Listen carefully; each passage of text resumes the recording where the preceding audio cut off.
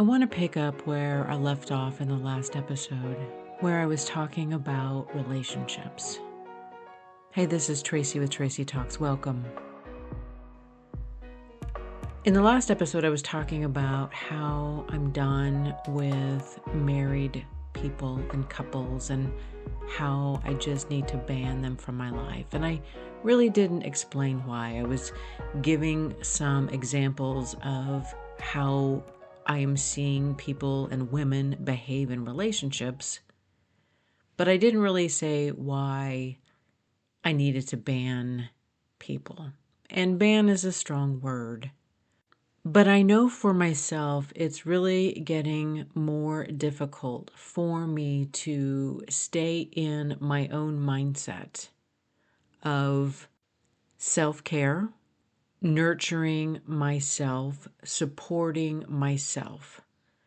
And there's this part of me that has really had to work to get to this point where I put myself at the top of the list.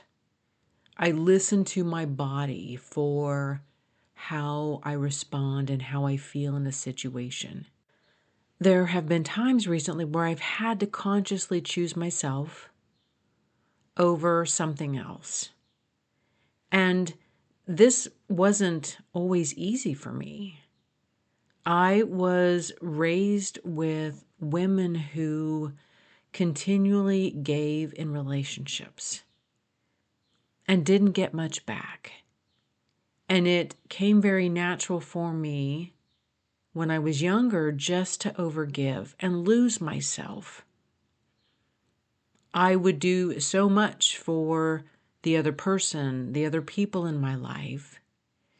And I did this for such a long period of time, I didn't know what I really wanted.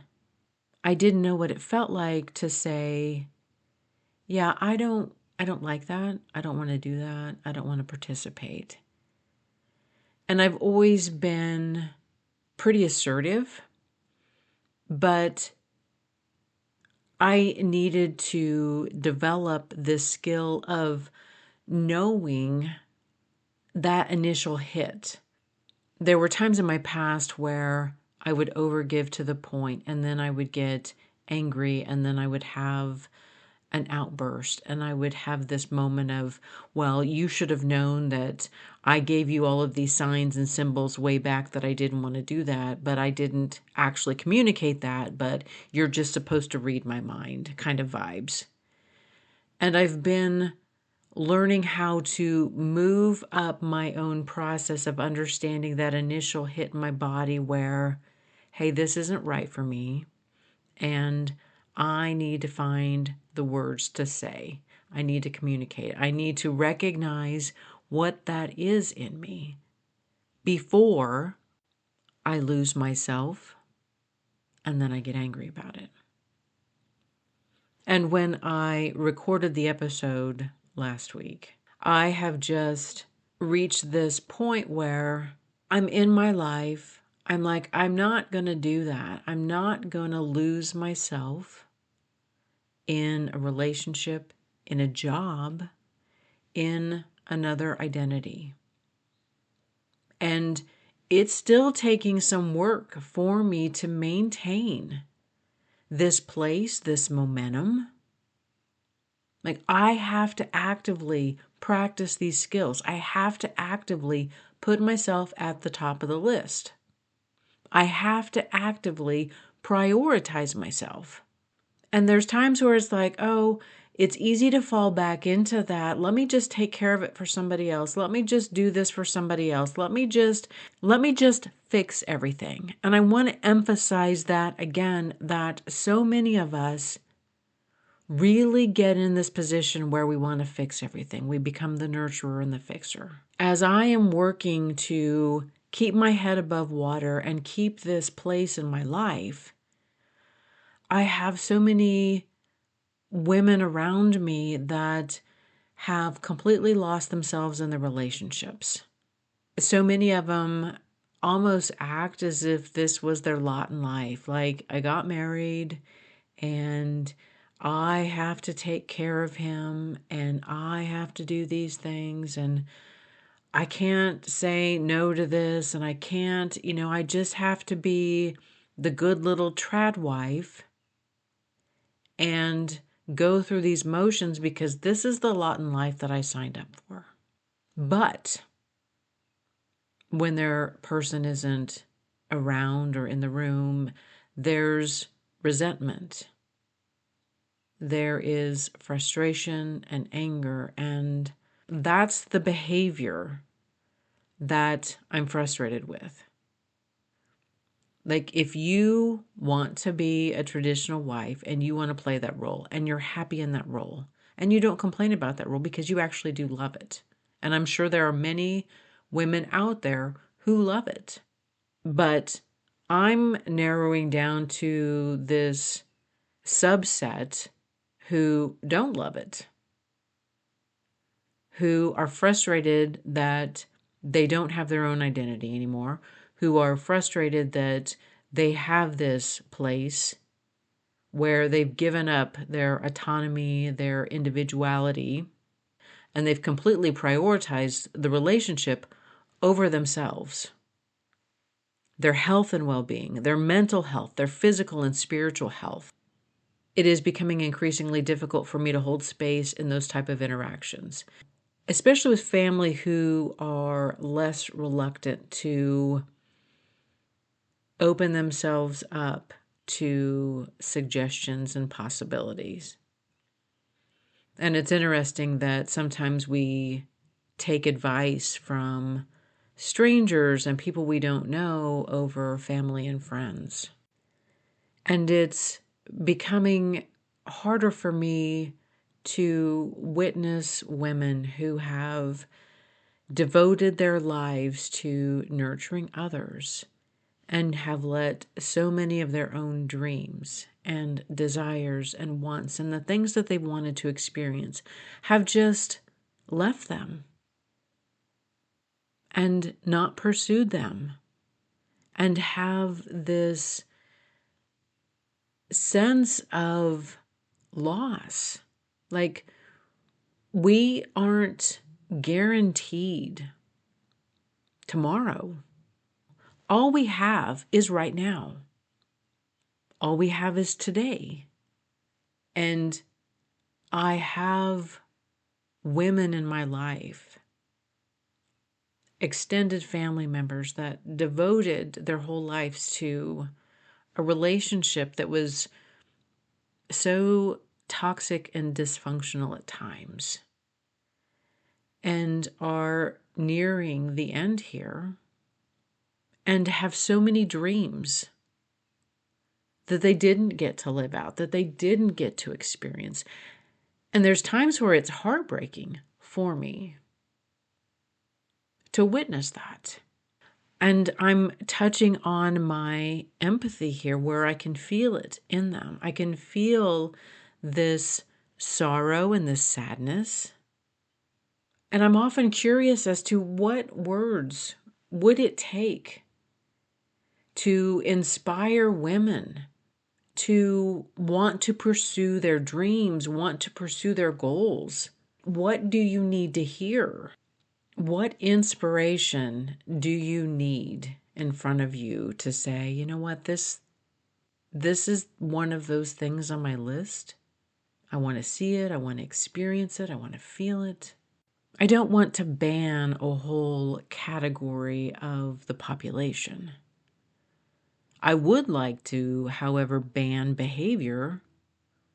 This idea that once we get into a relationship, we start the process of losing ourselves, that we prioritize the relationship over our own self. And how can we redefine what a relationship is at this point?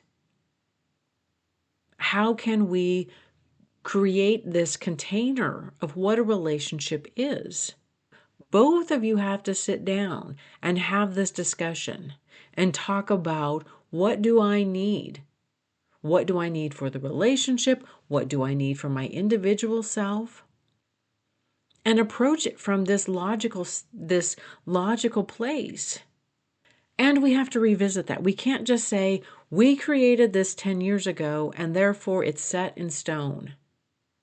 No. We change, we grow, we evolve. There are things that we used to like and do, and we don't want to do that anymore. And if you're with somebody that you truly love, they should want to work with you. Relationships almost create this allergic reaction in me right now. And it's because I have had to work so long and hard to get here. And I'm not just going to assume the position, and I'm using air quotes now, of being this person who loses themselves ever again. I've spent too much time and too much money. And I love being at this place in my life. I love being here where I can think for myself, and it's like, yeah, no, I don't want to do that. I don't need to do that. I don't need to experience that. I don't have to wake up every single day and think about how I need to take care of my partner and try to proactively think, and how can I mitigate and do things to avoid confrontation, to avoid arguments, or how can I don't even have to think about that anymore. And that is invaluable. I love that. And if there are any women out there who want to comment below about the moment when you woke up in your dysfunctional relationship and you knew that you had to change things, that something inside of you had reached a point where your mental, your spiritual, your physical being was at the verge of a collapse. Mine was, we had 3 young kids, and it was summertime.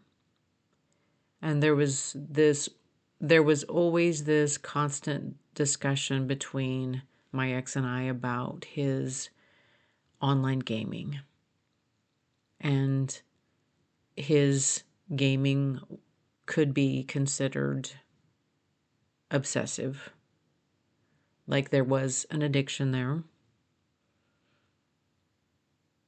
It was his preference to spend 5 to 6 hours at least a day gaming, and would spend all day gaming if that option was on the table. He had a career, so there was always this, well, I do show up into the world. I am providing all of this for us. Therefore, I deserve this. Like, this is my reward for me providing all of this. You know, things don't just break down in one event. This was a several-year process of just hitting new lows and hitting new levels within myself of feelings of like, this isn't right. I don't like this. This isn't what I signed up for. And it was July, it was the 4th of July, and in the town that we lived, fireworks were, everything was legal, and the whole community would come out and people would shoot off massive amounts of fireworks in the streets, and everybody would hang out and be in their driveways, you know, just watching everything. And the kids and I were on the driveway, just the 4 of us, because there was an important raid. And I have to be gaming because there's only this special gear that I can get tonight. I can't get it tomorrow. I can't get it. So I have to participate in this raid so I can get this gear. And he was at his computer, at his desk,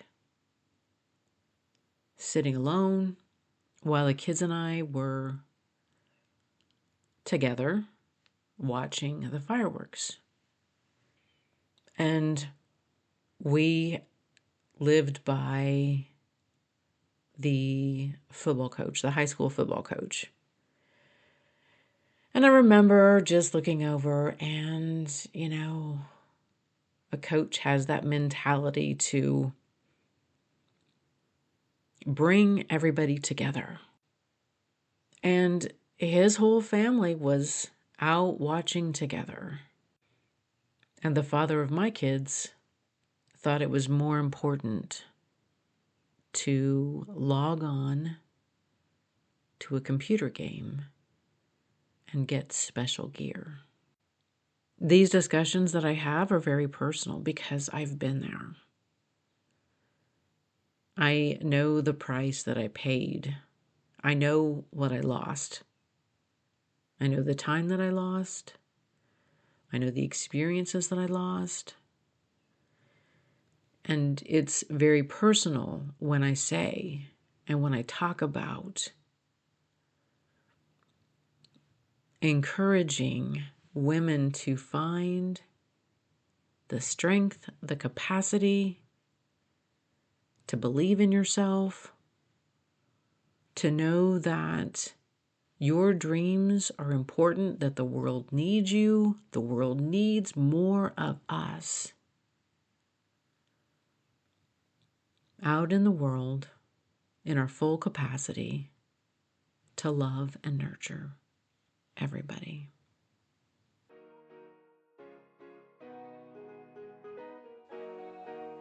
Thank you for listening to this episode of Tracy Talks. Remember to rate, review, and subscribe, and share with others who would enjoy listening to this podcast.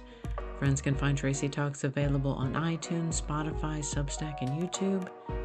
Hit me up on Instagram and Facebook at More Tracy Talks. And until next time, we meet again.